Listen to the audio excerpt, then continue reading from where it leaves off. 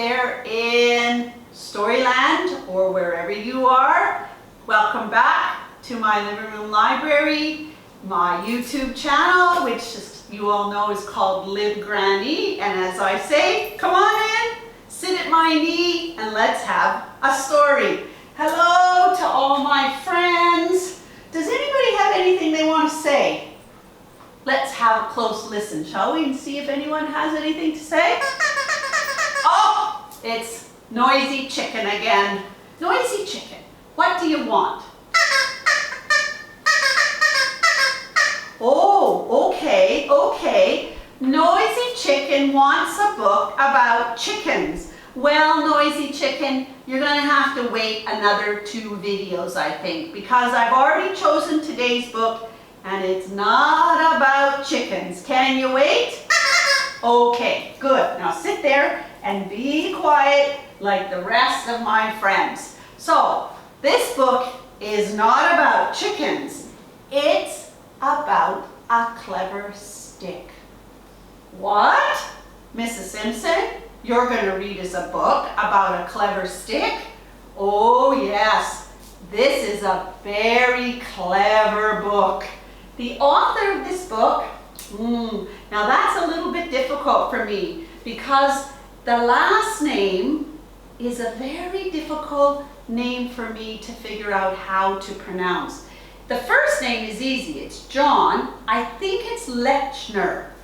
That, I think, is the author and the illustrator. So let me show you very closely so that you can see, because we really want to make sure that everyone knows that The Clever Stick is not being written by me. I have nothing to do with this book except that it's one of my favorite books, and I think it's a very clever story.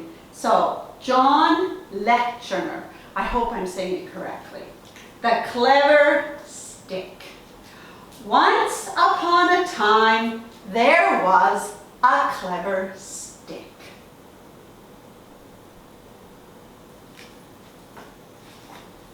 Ever since he fell off the tree, he'd been sharp.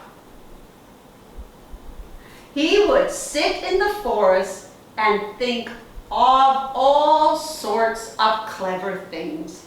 A squared plus B squared equals C squared. Now, before we go on, we all have to know that sharp means sharp as in pointy sharp, but it also means very smart. He would float down the stream making up poetry.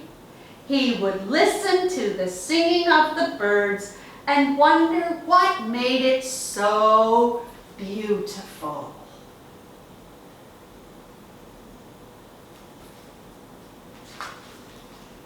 But the poor stick had one problem.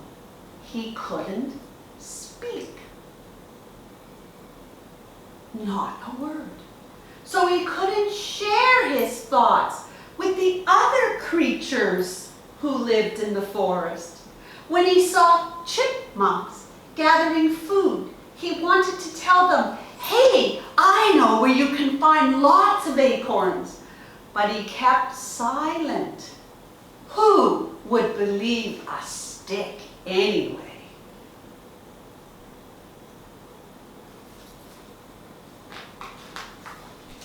When he came across a frog writing a poem, he wanted to share a simile about the sun being like a dragon, but he couldn't.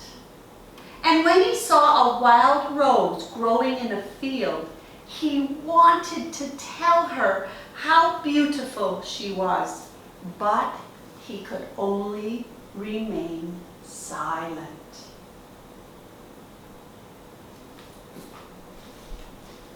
One bright day, as the stick approached the meadow, he tried to say hello to all the animals, the insects, and the flowers by bowing deeply. But he tripped on a pebble and fell flat on his face.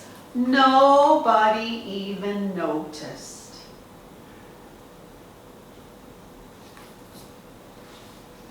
the clever stick didn't feel so clever anymore, and he dragged himself all the way home.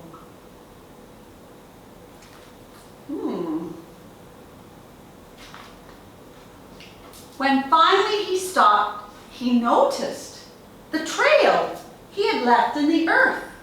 It looked interesting, so he made some more lines.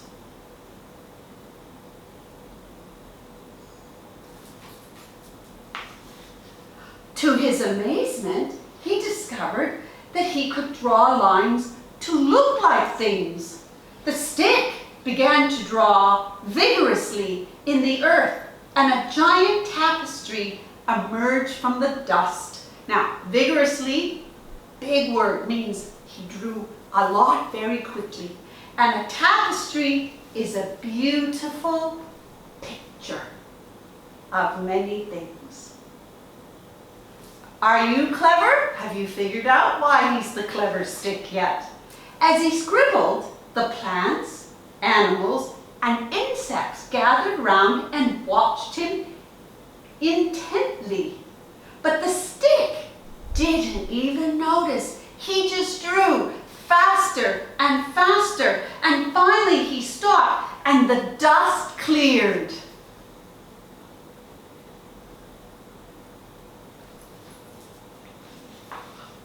And there was the most magnificent sight the forest had ever seen. What a tapestry. What a picture.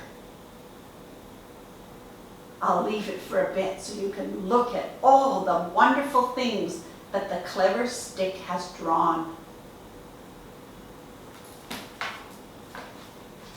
The animals cheered, the insects buzzed, and the trees swayed their branches in approval. Even the rose turned her petals to look.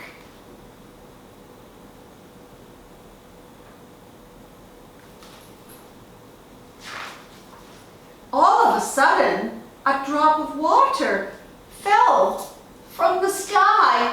First one, and then another. The animals scattered, the plants closed their leaves, and in minutes the stick's masterpiece was washed away.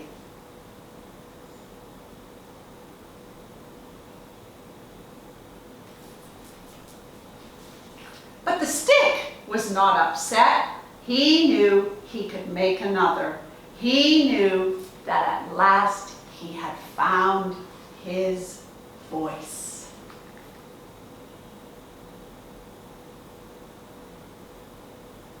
The stick was no longer silent. But right now, he didn't want to get wet, so he took a fallen leaf and made himself an umbrella. Very clever. He truly was a clever stick, you see.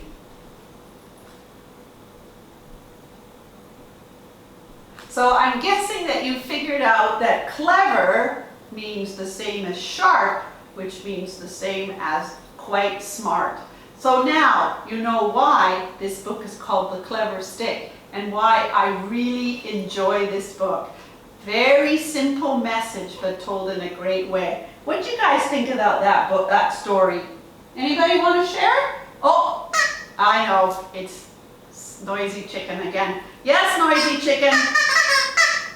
Yes, yes, yes. I promise we will have a story about a chicken, okay? I just have to find a good one. All right, let's say goodbye. Until we see you the next time. Enjoy listening to some of the other stories as well until we come back. Bye-bye.